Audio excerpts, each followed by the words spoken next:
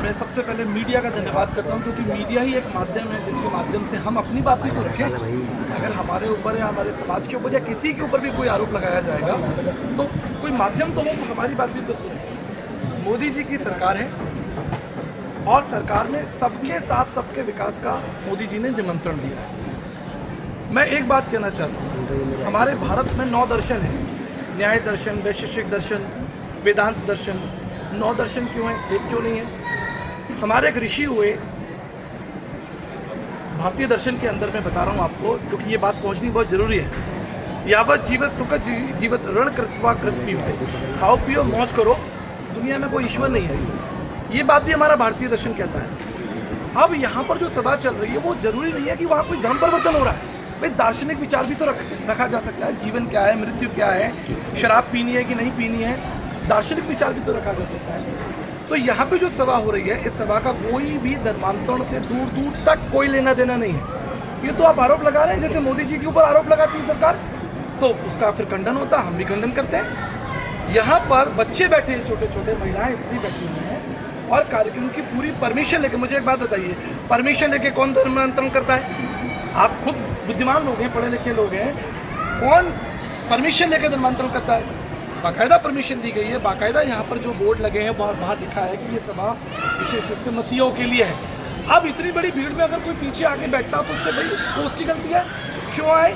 आपके घर में बर्थडे चल रहा है, आपके घर में कार्यक्रम चल रहा है, शादी चल रही है, तो वो व्यक्ति आए ना जिसका उससे संबंध है। तो ये अच्छा, दूसरी बात, आरोप लगाने वाले कौन है?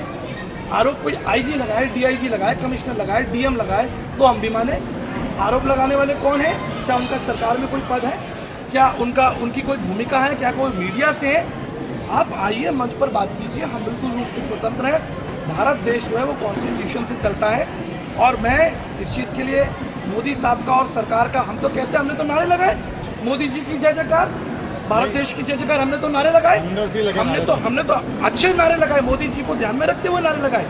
तो यदि इस तरीके की कोई गुंडागर्दी कर रहा है, महिलाओं के संग बदतमीजी की है साहब, बच्चों के संग बदतमीजी की है, तो ये आरोप हम भी लगाते हैं। आप क्या आरोप लगा रहे हैं? हम भी लगा रहे हैं कि उन्होंने इस तरीके से महिलाओं के संग अभद्रता की, गाली गलौज की और देश के कॉन्स्टिट्यूशन का अपमान किया, भीमराव अंबेडकर साहब का अपमान किया उन्होंने। तो जब देश में इस तरीके की गुंडागर्दी खुलेआम हो रही है, अगर आपको कोई दिक्कत है आप पुलिस को दीजिए, पुलिस को लिख के दीजिए, पुलिस आएगी, पुलिस छानबीन करेगी। यहाँ पर पुलिस ने एक से नाम पूछ लिया।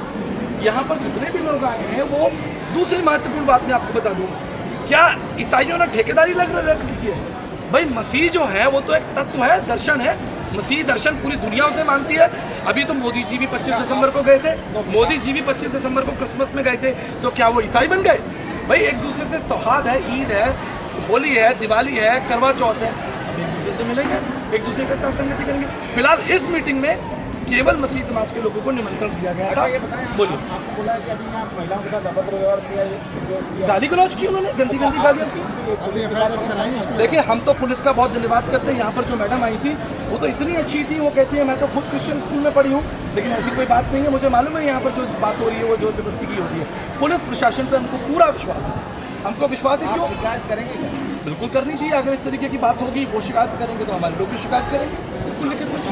मैं साधु सुंदर सिंह, पंडित धर्म प्रकाश शर्मा, नीलकंठ शास्त्री, मधुसूदन दास, नारायण वामन तिलक, भारत के तमाम जो तत्वदर्शी हैं उनको मैं पढ़ता हूँ, स्वामी विवेकानंद को पढ़ता हूँ। हम स्वामी विवेकानंद का कितना आदर करते हैं। तो यहाँ पर हम सब लोग इकट्ठा हुए हैं, यहाँ पर संगति कर रहे हैं। धार्मिक लेक्चर नहीं, धार्मिक नहीं है, दार्शनिक है ये, दार्शनिक।